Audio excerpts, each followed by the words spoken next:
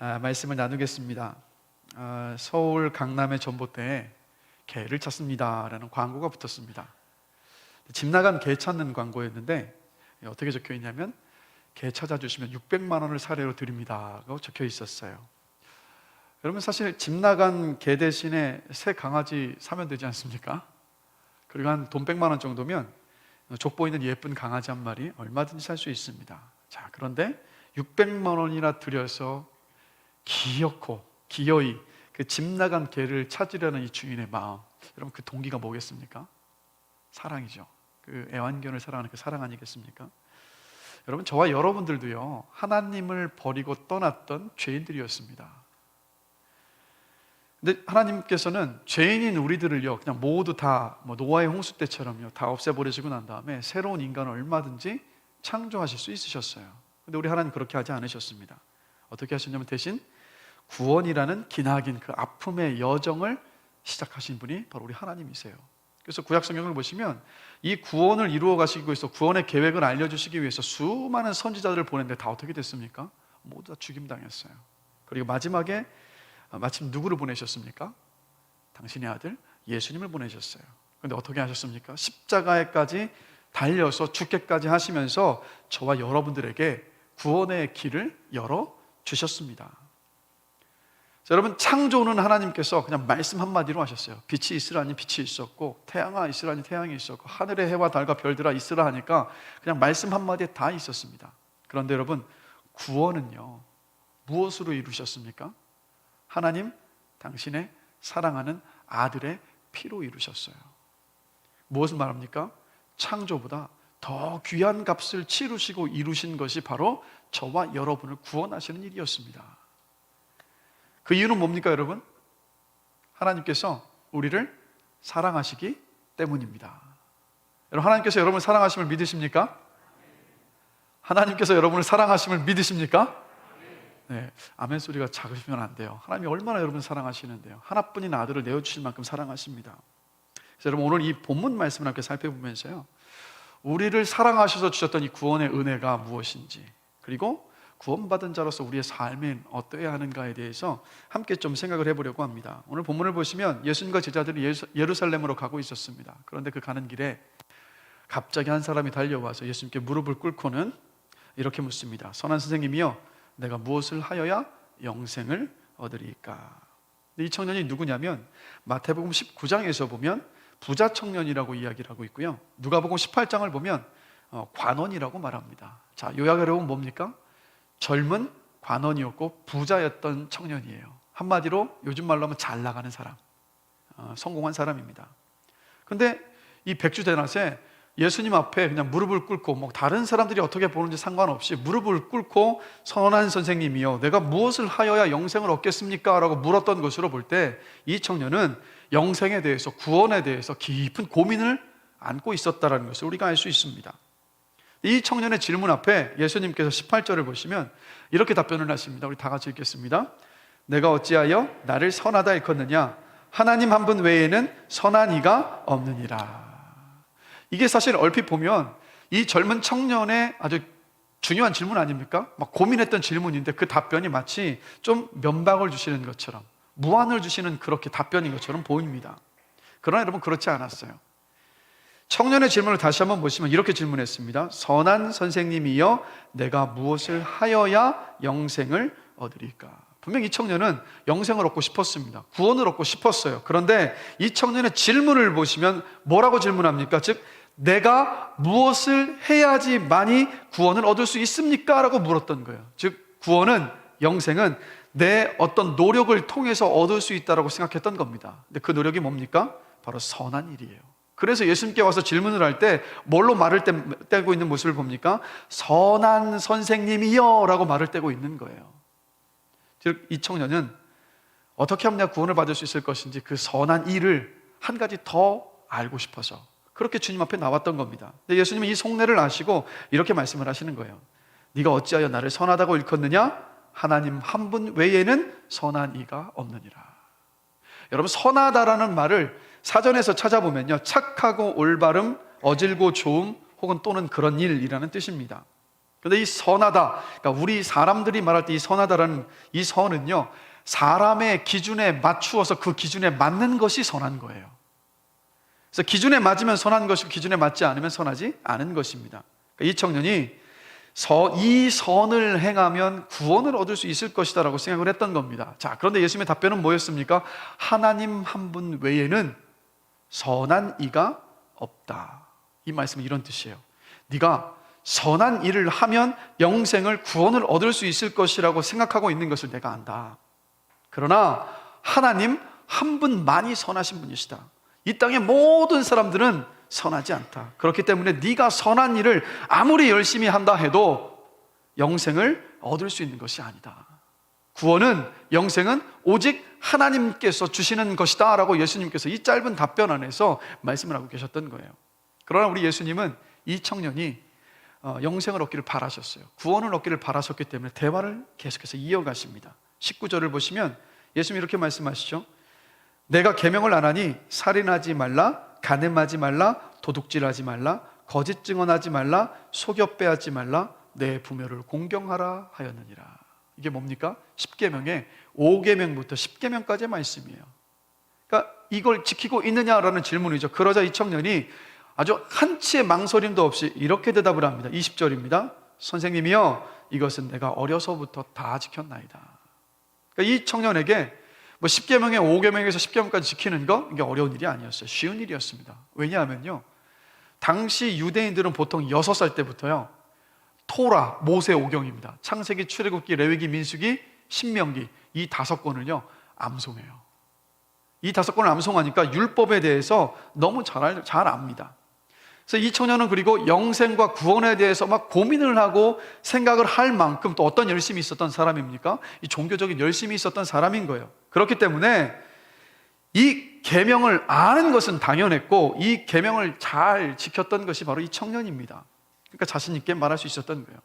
내가 어려서부터 다 지켰습니다라고. 이것을 아신 예수님께서 21절에서 이렇게 말씀하십니다. 다 같이 한번 읽어보겠습니다. 예수께서 그를 보시고 사랑하사 이르시되 내게 있는 것을 다 팔아 가난한 자들에게 주라. 그리하면 하늘에서 보화가 내게 있으리라. 그리고 와서 나를 따르라. 주님이 갖고 있는 재산 다 가난한 사람들 나눠주고 나를 따르라 하신 거예요. 그러자 22절을 보면 청년이 이렇게 반응합니다. 다 같이 한번 읽어보겠습니다. 그 사람은 재물이 많은 고로 이 말씀으로 인하여 슬픈 기색을 띠고 근심하며 가니라. 이 청년이 지금 예수님께 와서 원했던 게 뭡니까? 영생을 얻기 위해 자신이 할 수 있는 또 다른 옳은 행위, 선한 행위가 어떤 것인가, 그걸 알고 싶었던 거예요. 그런데 예수님 뭐라고 말씀하십니까? 자기 재산 다 팔아서 가난한 사람에게 나눠주고 나를 따라오래요. 이 사람이 이게 싫었어요. 이걸 원치 않았던 겁니다. 그래서 슬픈 기색을 띠면서 근심하면서 돌아간 거예요. 그러니까 끝까지 이 청년의 마음에 어떤 생각이었습니까?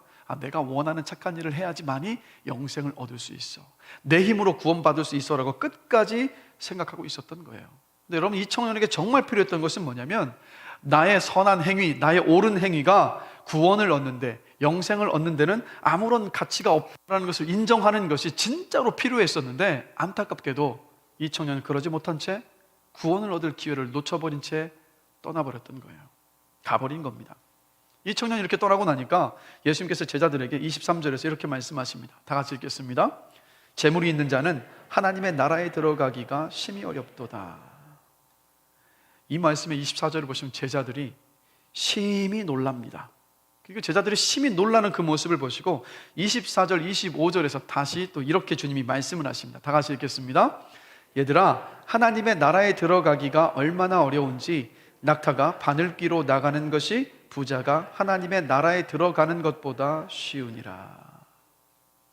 여러분, 오늘 본문의 이 부자 청년, 영생에 대해서 고민했고 어떻게 하면 영생을 얻을 수 있습니까? 라고 예수님께 물었던 이 부자 청년은 종교적인 열심을 가지고 있었습니다. 그래서 율법을 잘 지켰어요. 그러나 그 마음속에 문제가 있었던 것이 뭐냐? 바로 재물을 하나님처럼 섬기고 있었습니다. 예수님은 이 청년의 그 중심을 알고 계셨어요. 재물을 하나님처럼 섬기고 있었기 때문에 이 청년은 하나님의 나라에 들어갈 수가 없었어요. 영생을 얻을 수가 없었습니다. 구원을 얻을 수가 없었던 거예요. 그래서 부자가 하나님의 나라에 들어가기가 이렇게 힘들다라고 이 청년을 보시면서 예수님께서 제자들에게 말씀하셨던 겁니다. 이 말씀을 듣자 제자들이 26절을 보면 매우 놀라면서 서로 보면서 이렇게 묻습니다. 함께 읽겠습니다. 그러면 누가 구원을 얻을 수 있는가? 이렇게 물었던 시대적인 이유가 있어요. 당시의 유대인들은 부유하거나 어떤 높은 관직에 있다면 그것은 하나님께서 그를 사랑하시는 증거라고 봤습니다. 뭐 지금도 역시 하나님께서 사랑하신다면 그렇게 허락하시겠죠. 그러나 꼭 그것만이 하나님께서 사랑하신 이유는 아니지 않습니까? 그러나 이 유대인들에게 있어서는 부유하다, 또 높은 지위에 있다는 것은 하나님께서 그를 특별히 사랑하신다라고 여겼던 거예요. 그런데 예수님은 뭐라고 말씀하십니까? 이 부자 관원 청년이 향해서 하시는 말씀이 부자가 천국에 들어가는 것이 너무도 어렵다라고 말씀하시니까 제자들이 멘붕이 온 거예요. 그러면 누가 구원을 얻을 수 있는 거지? 누가 영생을 얻을 수 있는 거지? 이 생각이 들어서 이 질문을 했던 겁니다. 그러자 제자들의 이 반응에 27절에서 예수님께서 이렇게 또 말씀하십니다. 다 같이 읽습니다. 사람으로는 할 수 없으되 하나님으로는 그렇지 아니하니 하나님으로서는 다 하실 수 있느니라. 아멘. 이게 무슨 말씀입니까? 이런 뜻이에요. 영생은 전적으로 하나님의 일이라는 거예요. 영생은, 구원은 하나님의 선물이지 율법을 잘 지키거나 선을 행하는 것으로 얻을 수 있는 것이 아니라는 말씀이었습니다. 그래서 여러분 이것을 기억하십시오. 구원은 전적인 하나님의 은혜입니다. 영생은 전적인 하나님의 선물입니다. 그래서 이 구원이 전적인 하나님의 은혜요 선물이라는 것은 이 본문 이전의 사건, 즉 13절에서 16절에 어린 아이들을 예수님께서 축복하셨던 이 사건에도 같은 맥을 가지고 있는 모습을 봐요. 자, 어떤 일이었냐면 예수님께서 막 예루살렘에서 걸어가시는데 이 부모들이, 어린 아이를 가지고 있는 데리고 있는 부모들이 막 예수님께 온 거예요. 왜요? 이 어린 아이들에게 손을 얹고 축복해 주기를 원했던 겁니다. 그래서 막 몰려드는데 제자들이 어떻게 하냐면 예수님께 오지 못하도록 엄히 금해버린 거예요. 그러자 예수님께서 제자들에게 화를 내시면서 내게 아이들이 오는 것을 막지 말아라. 그리고는 16절에서 이렇게 말씀을 하십니다. 우리 다 같이 읽겠습니다. 하나님의 나라를 어린 아이와 같이 받들지 않는 자는 결단코 그곳에 들어가지 못하리라. 아멘. 자, 여러분 이게 무슨 뜻일까요? 어린아이가 착하기 때문에 하나님의 나라에 들어갈 수 있다는 뜻일까요? 어린아이들은 그냥 어려서 순수하고 착해서 구원을 받을 수 있다, 여러분 이런 의미일까요? 근데 여러분 가만히 한번 보시면 어린아이들 잘 살펴보시면요, 이거 내 거야! 이러면서 욕심을 부리는 모습 우리가 보지 않습니까? 저도 저 새 아이를 키우면서 그런 모습을 숱하게 봐요. 뭘 말해요? 이기적인 본성을 가지고 있습니다. 그렇다고 우리 어린 아이들이 자기 자신을 낮춥니까? 여러분 어떠신 것 같아요? 자기 자신을 낮춥니까? 어린 아이들이? 안 낮추죠. 아나무인이죠. 저희 둘째 승기가 이제 올해 초등학교 6학년입니다. 그리고 막내 윤기는 6살입니다. 자, 둘이 싸우면 누가 이길까요? 누가 이길까요, 여러분? 네, 막내가 이겨요. 막내가 이깁니다. 근데 사실 이기는 게 아니라 우리 둘째 승기가 져주는 거 아니겠습니까? 근데 이 막내 하는 것을 가만히 보면 형에게 막 대들어요. 막 심지어는 자기보다 8살 많고 9살 많은 누나와 형을 향해서 야 이슬아, 이승기 또 이렇게 부른다고요? 그러니까 말 그대로 아나무인이에요. 눈에 뵈는 게 없어요. 이게 어린아이들의 모습인 겁니다. 그리고 또 어린아이들 가만히 보시면 내가 원하는 것을 얻어내려고 어떻게 합니까? 막 떼를 쓰지 않습니까? 저도 어릴 때 저의 기억 한 가지가 아주 선명하게 남아있는데 이 시장을 걸어가고 있었던 기억이 있어요. 근데 하여튼 뭔가 장난감을 파는 그 가게 앞을 지나가다가 뭔가 사달라고 얘기를 했는데 저희 어머니가 안 사주시니까 제가 막 울면서 떼를 썼던 그 기억이 선명하게 남아있습니다. 이게 바로 어린아이들이에요. 돌아보면 결코 뭐 착하기 때문에 이 어린아이들이 구원을 받는다, 이게 아니라는 것을 우리가 알 수 있어요. 그럼 예수님의 이 말씀의 의미는 뭘까요? 저희 둘째 승기가 2살인가 3살쯤 때였습니다. 교회에 갔는데 이제 승기를 귀여워하는 한 청년이요, 이제 승기를 보자마자 이렇게 말하는 거예요. 승기야 이리 와봐, 여기 먹을 거 줄게 하면서 주먹을 이렇게 하는 겁니다. 그러니까 승기가 어떻게 하냐면 먹을 거 줄게 라는 말에 그냥 따라가더라고요. 그런데 그 청년이 먹을 걸 줄게 하고 완 제 승기에게 손을 탁 펼쳐 보이는데 그 손에 빈손이더라고요. 자, 여러분 뭘 말합니까? 어린아이들의 특징은 뭐냐면 잘 받아들여요. 잘 받아들입니다. 누가 뭘 주면 생각하지 않고 받아요. 이게 나에게 필요한 건지 아닌지 고민하지 않습니다. 그리고 내가 이걸 받아도 되는 사람인지 아닌지 그 자격에 대해서 고민하지도 않아요. 그리고 그거 받으면서 내가 또 뭔가 되돌려 줘야 되니까 받지 말아야지 이런 생각도 하지 않습니다. 그래서 어린아이들에게 복음을 전하면 어떻습니까? 복음을 잘 받아들여요. 그러니까 어린아이의 특징은 뭐냐면 전적으로 부모님을 의지해요. 전적으로 부모님을 의지합니다. 그래서 어린아이와 같은 이가 어떻게 되느냐? 복음을 잘 받아들이고 하나님을 의지해서 구원을 받는다, 영생을 받는다라는 것을 예수님께서 말씀하고 계시는 거예요. 반면에 어린아이들이 이렇다면 어른들인 저와 여러분들은 어떻습니까? 그럼 복음을 잘 받아들이지 않아요. 그 이유는 거래에 익숙해져 있기 때문입니다. 내가 이거 받으면 뭔가 돌려드려야 되는 거 아닌가? 또 주고받는 것에 익숙하기 때문이에요. 또 나를 의존해서 사는 것에 너무 익숙해져 있기 때문입니다. 또 내 재물, 내 경험, 내 지식, 이것에 의존해서 살아가는 것이 그냥 몸에 배어 있기 때문에 그래서 복음을 있는 그대로 받아들이지를 못하는 거예요. 이게 진짜 이거 받아들이면 정말 구원받는 거 맞아? 정말 내가 이대로 예수 믿으면 혹시 내가 그것 때문에 뭐 돌려드려야 되는 것 아니야? 라는 그 계산을 하기 때문에 어른들이 그렇게 복음을 받아들이기가 힘든 거예요. 그래서 여러분 보십시오. 누가 뭔가를 여러분한테 주시면 기쁨으로 감사합니다라고 받으십니까? 많은 경우 우리는 이렇게 먼저 생각해요. 이거 왜 나한테 주는 거지? 뭘 요구하려고 주는 거지? 이 생각을 하는 것이 바로 어른들이라는 거예요. 여러분 다시 한번 말씀드립니다. 구원은, 영생은 하나님의 선물입니다. 하나님께서 주시는 은혜입니다. 그렇기 때문에 어린아이처럼 믿음으로 받아들여야 한다는 거예요. 어린아이처럼 복음을 받아들일 때야 비로소 구원의 은혜를, 영생의 은혜를 누리고 받을 수 있습니다. 그래서 에베소서 2장 8절에서 이렇게 말씀하고 있는 거예요. 다 같이 한번 함께 읽겠습니다. 너희는 그 은혜에 의하여 믿음으로 말미암아 구원을 받았으니 이것은 너희에게서 난 것이 아니요 하나님의 선물이라. 아멘. 그다음 요한복음 1장 12절 13절 말씀 또 한번 보겠습니다. 영접하는 자, 곧 그 이름을 믿는 자들에게는 하나님의 자녀가 되는 권세를 주셨으니 이는 혈통으로나 육정으로나 사람의 뜻으로 나지 아니하고 오직 하나님께로부터 난 자들이니라. 아멘. 여러분 모태신앙이기 때문에 구원받는 것이 아닙니다. 본문의 부자 청년처럼 선한 일을 하고 착한 일을 내가 하면서 살고 있기 때문에 구원받는 것도 아닙니다. 그리고 여러분이 매주 빠지지 않고 주일 예배를 드린다고 해서 구원받는 것도 아닙니다. 헌금 생활을 11조도 열심히 하시고 주일 헌금도 빠지지 않고 헌금 생활을 열심히 하신다고 해서 그렇다고 해서 구원받는 것도 아니에요. 새벽 기도에 빠짐이 없으시고 금요성령 기도에 오셔서 열심히 기도하신다고 해서 그것이 여러분에게 구원을 보장해 주는 것도 아닙니다. 봉사를 열심히 하신다고 해서 그것 열심히 한다고 해서 구원받는 것도 아니에요. 여러분 이것을 아셔야 됩니다. 사람의 어떤 행위도 하나님을 만족시킬 수는 없습니다. 왜냐하면 모두가 죄인이기 때문이에요. 그래서 성경이 말하는 죄는 뭡니까? 하나님을 믿지 않는 것, 하나님을 인정하지 않는 거예요. 그래서 하나님께 지은 죄이기 때문에 하나님께 용서를 받아야지만이 우리가 구원을 받을 수 있습니다. 근데 하나님께서 저와 여러분의 죄를 용서하시고 구원을 주시기 위해서 요구하시는 것, 아니 하나님께서 바라시는 건 뭡니까? 우리의 공로입니까? 아니에요. 뭘 원하십니까? 믿음이요.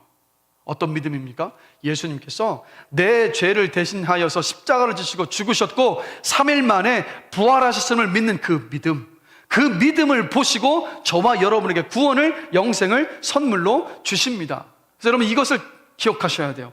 예수님의 십자가와 부활을 믿는 사람에게만 하나님은 구원을, 천국을 선물로 주십니다. 아멘이십니까? 그런데 여러분 안타깝게도요, 교회 안에 복음을 들어야 할 사람들이 더 많아요. 막 주일 예배를 빠지지 않고 드립니다.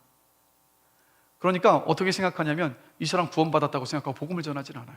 그러니까 교회 안에서 구원받지 못한 사람들이 도리어 더 복음을 듣지 못할 때가 많은 거예요. 혹시 이 자리에 예수님을 믿지 않는 분이 혹시 계십니까? 제가 간절히 기도하는 것은 어린 아이와 같은 마음으로 예수님의 십자가와 그 부활을 받아들이고 믿게 되시기를 간절히 기도합니다. 수천 년 동안 그 십자가와 부활을 믿고 또 그 믿음을 가지고 살아왔던 수많은 증인들이 있는데 더 이상 의심하지 마시고 어린아이 같은 마음으로 받아들일 수 있는 여러분 그런 은혜가 있길 다시 한번 주님의 이름으로 간절히 기도합니다. 그리고 여러분 질문 드릴게요. 구원 받으셨음을 확신하십니까? 구원 받으셨습니까? 아멘이라고 답하셨다면 구원의 그 은혜 여러분 당연하게 생각하지 마십시오. 여러분 예수님의 십자가와 부활을 믿는 것이 저와 여러분의 인생의 가장 큰 기적입니다. 그리고 하나님을 믿는다는 것, 여러분 이게 얼마나 놀라운 기적인지 아십니까? 여러분 예수님의 십자가의 죽음과 부활을 본 증인들이 너무도 많습니다. 자, 그런데 우리 하나님께서 천지를 창조하셨음을 믿으십니까? 자, 그런데 하나님께서 천지 창조하신 것을 본 사람이 있습니까? 아담과 하와도 보지 못했어요. 천지를 다 창조하시고 난 다음에 그 다음에 아담과 하와를 창조하셨기 때문입니다. 근데 다시 한번 물을게요. 하나님께서 온 우주 만물을 창조하셨음을 믿으십니까? 여러분들 제정신이세요? 제정신 맞으세요? 어떻게 믿으십니까? 우리는 증거를 댈 수 있는 것이 없어요. 그러나 우리는 알고 믿어요. 이게 얼마나 놀라운 기적인지 아십니까? 우리는 보지 못했지만 하나님이 천지 만물을 창조하셨고 지금도 우리의 모든 이 우주 만물을 다 붙잡고 계심을 우리는 믿고 있습니다. 여러분 이게 기적이에요. 놀라운 기적이라는 거예요. 그렇기 때문에 구원을 주신 그 은혜를 당연하게 생각하지 마시고 감사할 수 있는, 감사하시는 여러분들이 되시길 주님의 이름으로 간절히 축원합니다. 여러분 이렇게 구원은 하나님의 전적인 은혜로 얻습니다. 하나님의 선물이에요. 근데 여러분 우리가 인생을 살아가면서 여러분들 어떤 일을 진행하실 때 그냥 뭐 아무런 점검도 하지 않은 채 그래 될 대로 되라 하는 분은 한 분도 계시지 않을 거예요. 중간 점검을 하지 않습니까? 여러분 은혜로 구원을 받고 난 이후에 우리의 신앙 생활에도 여러분 중간 점검이 필요합니다. 그러니까 여러분 얼마나 빨리 뭐 집사가 되고 안수 집사 되고 권사 되고 장로 되느냐? 사실 솔직히 말씀드리면 그거 그렇게 중요한 문제 아니에요. 정말 중요한 건 뭐냐면 구원받고 난 이후에 내 신앙생활의 방향이 맞는지, 내 신앙의 위치가 어디에 있는지 점검하는 것, 그게 정말로 중요하고 필요한 거예요. 내가 정말 구원받은 사람으로서 살아가고 있느냐 아니냐, 여러분 그것을 점검할 수 있어야 됩니다. 자, 고린도후서 5장 17절 말씀 함께 보실까요? 다 같이 한번 한 목소리로 읽겠습니다. 그런즉 누구든지 그리스도 안에 있으면 새로운 피조물이라, 이전 것은 지나갔으니 보라 새 것이 되었도다. 아멘. 자, 뭐라고 말씀합니까? 예수 믿고 난 다음에 저와 여러분들이 새로운 피조물이 되었대요. 여러분 새로운 피조물이 되었을 믿으십니까? 아멘 소리가 작으세요. 여러분 예수 믿는 믿음 안에서 새로운 피조물이 되셨음을 믿으십니까? 이렇게 확신이 없으시면 안 되는데. 여러분 이 말씀은 우리가 예수 믿기 이전에 우리와 예수 믿고 난 우리가 이후에 우리가 너무도 달라졌다는 말씀 아닙니까? 그런데 우리가 많은 경우 예수 믿고 구원받아서 내 환경과 상황이 바뀐 것이 예수 믿고 달라진 것이라고 생각할 때가 참 많습니다. 그래서 믿는 성도들의 간증을 보면 예수 믿고 내 상황이 이렇게 바뀌었습니다, 무언가를 제가 얻었습니다, 성취했습니다, 문제가 해결되었습니다라는 간증이 주를 이루는 것을 우리가 봅니다. 하나님의 은혜가 맞아요.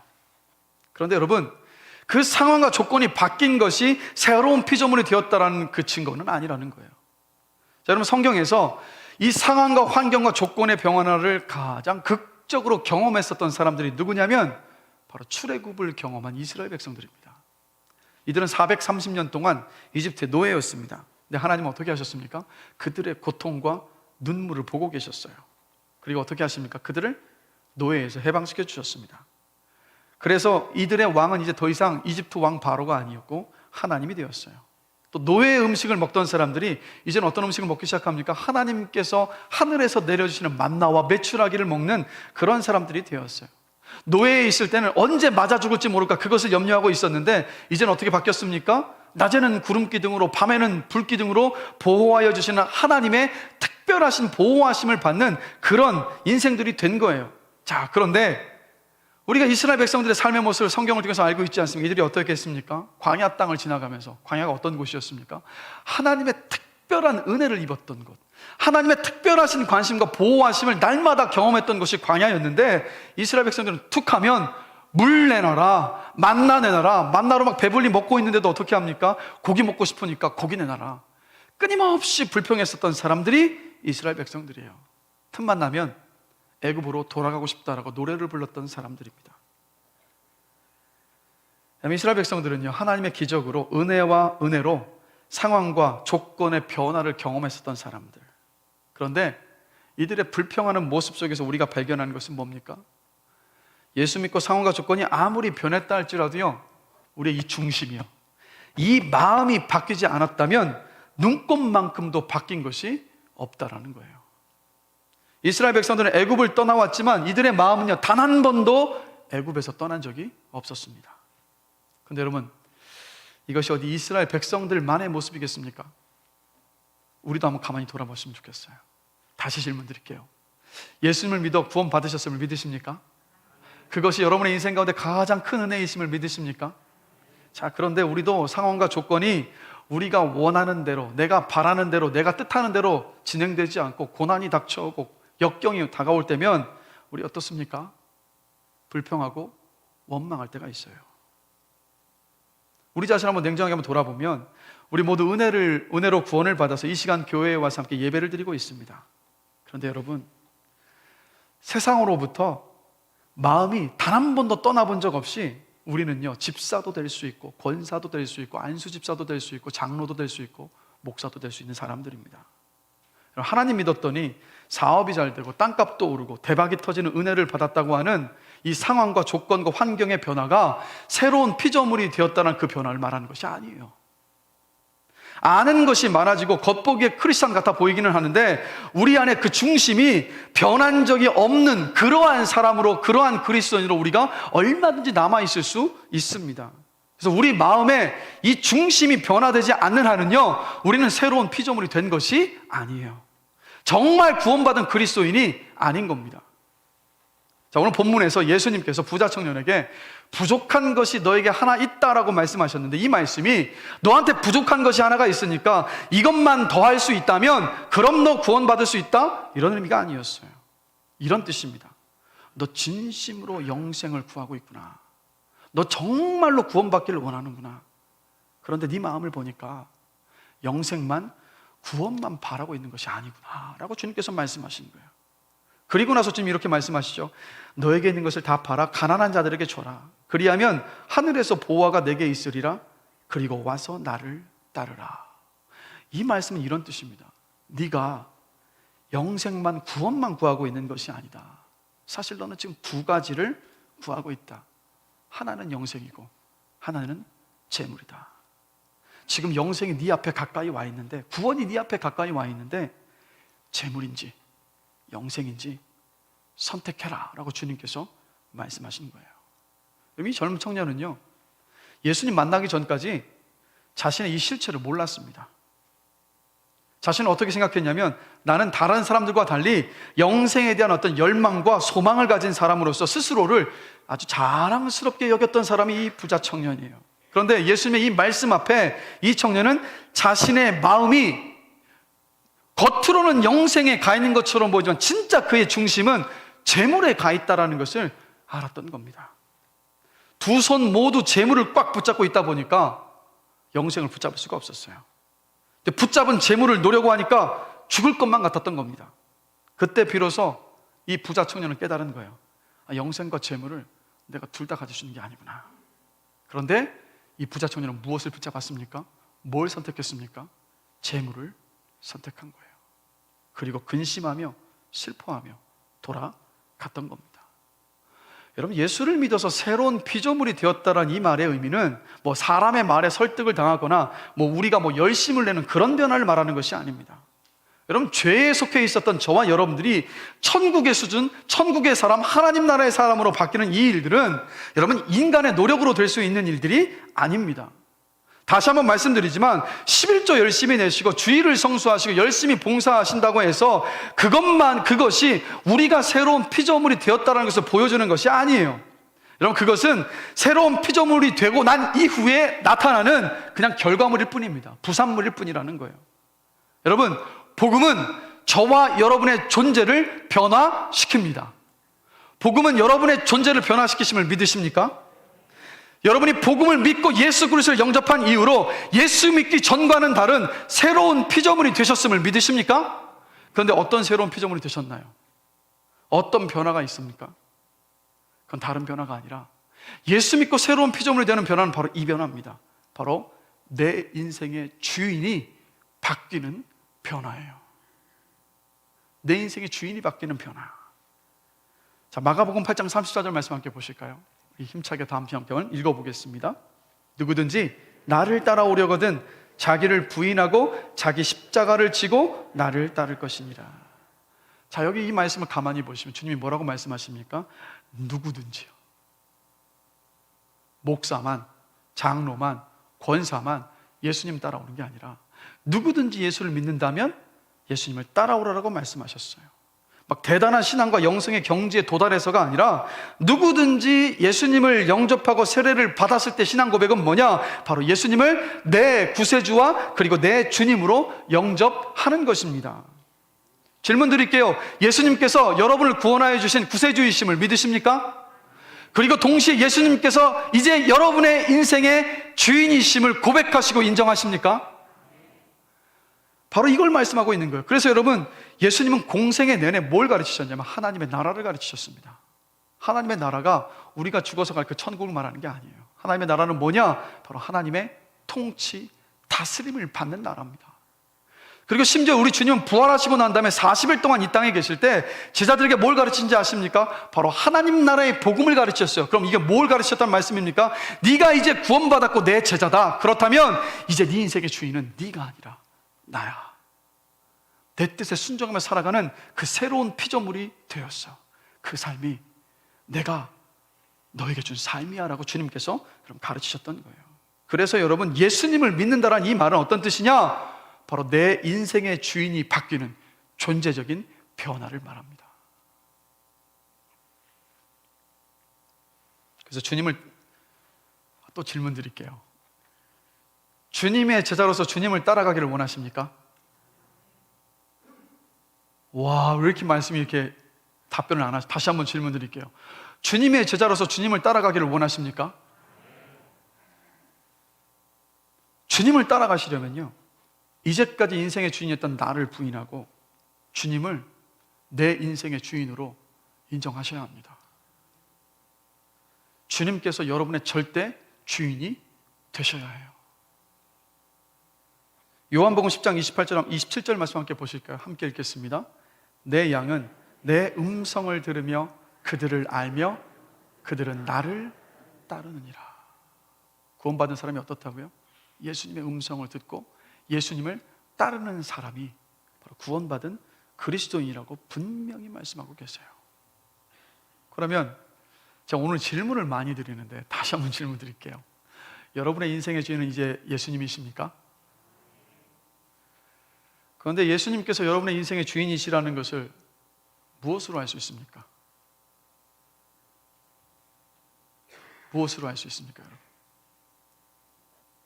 여러분, 나무는요, 열매를 보면 그 나무가 무슨 나무인지 알 수 있습니다. 그렇지 않습니까? 자, 사과나무에 사과가 나중에 가을에 풍성하게 맺혀 있으면 그 나무가 사과나무인 걸 알아요. 또 배나무에 배가 주렁주렁 열매가 맺혀져 있으면 그때 그 나무가 배나무인지를 우리가 알 수 있습니다. 똑같은 거예요. 그러니까 무슨 열매를 맺었는지 보면 그 나무가 어떤 나무인지 아는 것처럼 저와 여러분들이 신앙생활을 하면서 내 직분이 뭔지, 내가 어떤 말을 하느냐, 그게 중요한 게 아니에요. 그러니까 내 인생을 이끌어가는 진짜 주인 노릇을, 그러니까 누가 하느냐를 볼 수 있으면 진짜 예수님께서 내 주인이신지 아니신지를 우리가 알 수 있습니다. 그럼 우리 자신을 한번 점검해 보기를 원하는데, 여러분, 하나님께서 매일의 시간을 여러분께 선물로 주셨습니다. 근데 그 시간을 어떻게 사용하고 계십니까? 내가 원하는 일을 위해서 사용하고 계십니까? 아니면 하나님께서 기뻐하시는 일이 무엇인가를 놓고 그것을 위해서 시간을 사용하시려고 애쓰고 계십니까? 하나님께서 돈을 주셨는데 그 돈을 어디에, 어떻게 사용하고 계십니까?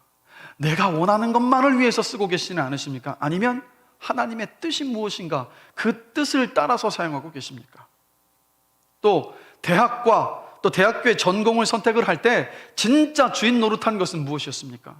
세상의 가치였습니까? 아니면 하나님의 뜻이었습니까? 배우자를 선택하실 때 누가 진짜 주인 노릇을 하고 있었습니까?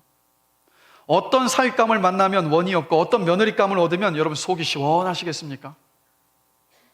세상의 가치고 기준입니까? 아니면 영원한 진리의 가치입니까? 직장을 선택하실 때는 누가 주인 노릇을 하고 있었습니까? 누구나 가고 싶어하는 것, 연봉이 많은 곳이 먼저였습니까? 아니면 고생길은 훤히 보일지라도 내가 꼭 필요로 하는 그곳, 주님께서 보내주시는 그곳이었습니까? 이 선택들 앞에서 우리가 정말 냉철하게 질문을 던져볼 수 있어요. 나를 이끄는 진짜 주인이 누구였는가? 그래서 여러분, 우리가 순종을 선택하는 그 결정을 보면요, 주인이 나인지 우리 주님이신지 알 수 있습니다. 그래서 여러분, 구약 성경에 이 히브리, 그러니까 이 이스라엘 백성들이 이집트에 노예로 있을 때 막 많이 늘어나니까 이 이집트 왕 바로가 그게 걱정이 돼서 염려가 되니까 어떻게 합니까? 아이들을 다 죽이라고 했어요. 그때 히브리 산파, 그 산파들이 어떻게 합니까? 하나님을 두려워해서 그 아이들을 살려줬어요. 이들의 주인은 누구였습니까? 이들의 주인은 바로 주님이었던 거예요. 그래서 여러분, 우리가 순종하고 선택하는 것이 정말 주인이 주님이신다는 우리의 고백을 증명하는 증거가 된다는 겁니다. 그래서 여러분, 우리의 신앙생활은요, 다른 게 아닙니다. 통치권 싸움이에요. 주도권 싸움입니다. 주님이 내 인생의 주인이시냐, 아니면 내가 여전히 내 인생의 주인으로 살아가느냐, 바로 이 주도권의 싸움이에요. 간절히 바라기는 여러분이 주도하시는 인생이 아니라 주님께서 주님의 생명을 다 드려서 여러분을 구원하여 주셨으니까, 그리고 여러분의 입술로 이제는 주님께서 내 인생의 주인이십니다라고 고백하셨으니까 주님을 여러분의 인생의 주인으로 인정하시면서 주님의 뜻에 순종하며 살아갈 수 있게 되기를 주님의 이름으로 간절히 축원합니다. 그래서 우리 인생을 가만히 돌아보시면 삶은요, 매 순간이 선택의 연속입니다. 그때마다 내 선택을 좌우하는 기준이 나인지 주님인지 우리는 매번 확인해야 되는 거예요. 로마서 14장 7절에서 9절 말씀 함께 보실까요? 우리 다 함께 한 목소리 한번 읽어보겠습니다. 우리 중에 누구든지 자기를 위하여 사는 자가 없고 우리가 주를 위하여 살고 죽어도 주를 위하여 죽나니 그러므로 사나 죽으나 우리가 주의 것이로다. 이를 위하여 그리스도께서 죽었다가 다시 살아나셨으니 곧 죽은 자와 산 자의 주가 되려 하심이라. 아멘. 만약에 여러분 예수님의 그 십자가 부활을 믿으시고 구원의 은혜를 입으셨어요. 그런데 인생을 살아오면서 단 한 번도 주님의 뜻이 무엇인지 질문도 하지 않고 고민도 하지 않은 채 살아간다면 그냥 자동으로 여러분 천국에 들어갈 수 있는 것이 아닙니다. 주님이 우리를 구원해 주신 이유는 뭐냐? 이 땅에서 주님을 내 인생의 주인으로 인정하면서 그 말에 순종하면서 살아가서 천국의 삶을 예비하는 그 삶으로 저와 여러분들 부르셨어요. 그래서 예수를 믿고 영접하게 된 그 시각이, 그때는 그냥 여러분의 구원의 여정의 출발점입니다. 그래서 성경을 보면 이렇게 말씀하세요. 두렵고 떨림으로 너희의 구원을 이루어 가라라고 말씀하고 계시다고요. 그래서 여러분, 지금 주님은 여러분에게 이 질문을 지금 던지고 계신 거예요. 네 주인이 누구니? 너니? 나니? 세상이니? 나니? 재물이니? 나니? 지금 주님께서 묻고 계신 거예요. 여러분, 이미 우리 주님은 십자가의 은혜와 부활의 영광을 우리 모두에게 주셨습니다. 그래서 우리는 선택해야 돼요. 주를 따를 것인지 아니면 내가 원하는 대로 살아갈 것인지. 근데 주님은 우리가 주님께서 기뻐하시는 선택을 하면서 따르면서 살아가기를 원하십니다. 그리고 주님을 내 인생의 주인으로 인정하고 따르는 사람이 누구냐면 진짜 구원받은 그리스도인이에요. 우리 자신 한번 점검해 봐야 합니다. 혹시 말만 번지르르 하지는 않은지, 여전히 내가 주인이고 내가 원하는 것을 다 하고 싶어하고 다 하면서 살아가지만 겉으로는 주님을 따르는 척하면서 살아가고 있는 것은 아닌가. 거룩한 척 보이고 싶기는 하지만 정작 사람들이 보지 않는 곳에서는 육체의 쾌락을 추구하면서 살고 있는 것은 아닌지 여러분, 우리 자신을 돌아보면서 우리의 신앙을 점검해 볼 수 있어야 합니다. 이 중간 점검이 있어야지만이 진짜 영생에 이르는, 진짜 천국에 이르는 그 구원의 은혜를 여러분 누릴 수 있습니다. 그래서 여러분, 이 시간 주님 뜻대로 살지 않고 주님께 순종하지 않고 살면서 천국에 난 갈 수 있다라고 생각하고 계셨다면 그 착각을 버리게 되시길 주님의 이름으로 간절히 축원합니다. 우리 안에 깊은 자각과 깨달음과 회개가 있어야 돼요. 내 인생의 주인이 나였던 것을 버리고 주님께서 주님의 생명을 다 주시고 저를 구원하여 주셨기 때문에 이제부터 내 인생의 주인은 주님이십니다라는 그 고백이 우리의 안에서 진실되게 고백되어야 하는 줄로 믿습니다. 그래서 오늘 이 시간이 여러분의 인생을 다시 한번 돌아보시면서 신앙생활을 중간점검해 보시면서 주님을 여러분의 인생의 주인으로 다시 고백하시고 인정하시면서 따르기를 결단할 수 있는, 회개할 수 있는 그런 시간이 되길 주님의 이름으로 간절히 기도합니다. 그래서 이 자리에 계시는 분들 한 번도 빠짐이 없이 정말 구원받은 그리스도인으로서 이 땅을 살아가셔서 나중에 정말 그 천국에 주님 앞에 서게 되시기를 주님의 이름으로 간절히 축원합니다. 오늘 이 들었던 말씀을 좀 생각하시면서 우리